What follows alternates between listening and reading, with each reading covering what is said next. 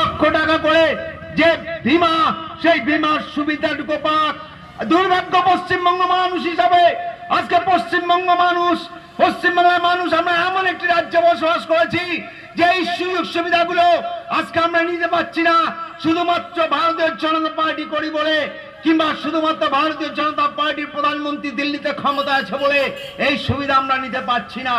আজকে বলুন তো, যারা কিনা বলছে যে আজকে এই সমগ্র যে পশ্চিমবাংলার বুকের সংখ্যালঘু ভাইয়েরা আছেন, দিকে দিকে পশ্চিমবঙ্গের ভারতবর্ষের সংখ্যালঘু ভাইয়েরা আজকে বিজেপির পতাকা তলে ঢুকছে, কিন্তু পশ্চিমবাংলার সংখ্যালঘু ভাইদেরকে ভুল বুঝিয়ে এই ভারতবর্ষের বৃহত্তম হিন্দু সমাজ থেকে তাদেরকে দূরে সরিয়ে দিয়েছে।